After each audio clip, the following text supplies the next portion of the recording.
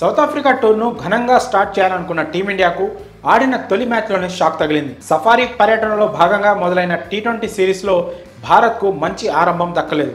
వర్షం కారణంగా first match రద్దవగా రెండో మ్యాచ్కు వరుణుడు అడ్డు తగిలాడు. అయితే ఎట్టకేలకు డక్వర్త్ లూయిస్ పద్ధతిలో మ్యాచ్ను కంప్లీట్ చేశారు అంపైర్లు. టాస్ ఓడి తొలుత బ్యాటింగ్కు దిగిన సూర్యకుమార్ సేనకు ఆదిలోనే ఎదురుదెబ్బ తగిలింది. ఇద్దరు ఓపెనర్లు శుభ్మన్ గిల్, యశస్వి జైస్వాల్ డక్అవుట్ అయి వెనుదిరిగారు. దీంతో ఇన్నింగ్స్ను నిర్మించాల్సిన బాధ్యత కెప్టెన్ సూర్యకుమార్ యాదవ్ మీద పడింది. ఓపెనర్లు వెనుదిరిగినా ఏమాత్రం తొణకకుండా ఎప్పటిలాగే అటాకింగ్ గేమ్తో సౌత్ ఆఫ్రికా బౌలర్లను చితక్కొట్టాడు సూర్య. స్ట్రైక్ రొటేట్ చేస్తూనే అవకాశం దొరికిన ప్రతిసారి 4లు 6లు కొడుతూ భారత్ను నిలబెట్టాడు సూర్య.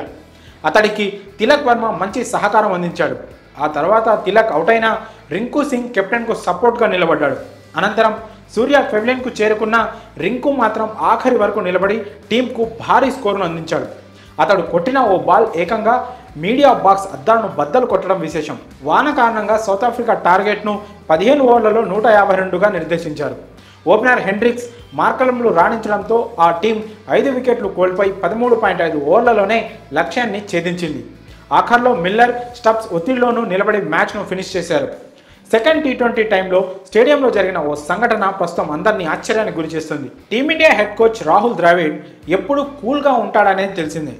ప్లేయర్గా క్రికెట్ ఆడుతున్నప్పుడు, ఇప్పుడు కోచ్గా బాధ్యతలు నిర్వర్తిస్తున్నా అతడు తన ప్రశాంతతను ఎప్పుడూ కోల్పోలేదు. కానీ ఎన్నడూ లేని విధంగా ఈ మ్యాచ్లో సీరియస్గా కనిపించాడు ది వాల్. అంపైర్తో సీరియస్గా మాట్లాడుతూ గ్రౌండ్ మీద చేతులతో చరుస్తూ కనిపించాడు. దీంతో అసలు ఏమైందో తెలియక అందరూ కన్ఫ్యూజ్ అవుతున్నారు. అయితే ఈ మ్యాచ్కు ఆతిథ్యం ఇచ్చిన గ్రౌండ్ నచ్చకే ఆయన ఇలా బిహేవ్ చేసినట్లు తెలుస్తోంది. రెండో టీ20కి ఆతిథ్యం ఇచ్చిన సెయింట్ జార్జ్ ఓవెల్ గ్రౌండ్లో అవుట్ఫీల్డ్ సరిగ్గా లేదు. ఆల్రెడీ వర్షం తేమ వల్ల బాల్ బాగా తడిసిపోవడంతో బౌలర్లకు దాని మీద పట్టు దొరకలేదు. బౌలింగ్ చేస్తున్నప్పుడు వాళ్ళ చేతుల్లో నుంచి బాల్ జారిపోయింది. ఫీల్డర్లు కూడా బాల్ను పట్టేందుకు ఇబ్బంది పడ్డారు. మరోవైపు అవుట్ఫీల్డ్ మీద ఉన్న తేమను సరిగ్గా రిమూవ్ చేయకపోవడంతో అక్కడ పడితే చాలు బాల్ బౌండరీకి వేగంగా దూసుకెళ్లిపోయింది. దీంతో ఇది చూసిన భారత కోచ్ ఎంపైర్ మీద సీరియస్ అయ్యాడు. అవుట్ఫీల్డ్ కారణంగానే మ్యాచ్ ఓడిపోవడంతో అక్కడ తన చేతులతో తేమను చూపిస్తూ సీరియస్ అయ్యాడు.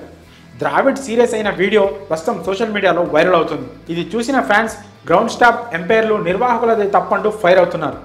వాళ్ళ నిర్లక్ష్యం వల్లే భారత్ ఓడిపోయిందని కామెంట్ చేస్తున్నారు. మరి ఎంపైర్పై రాహుల్ ద్రావిడ్ సీరియస్ అవ్వడంపై మీ అభిప్రాయాలను కామెంట్స్ రూపంలో తెలియజేయండి.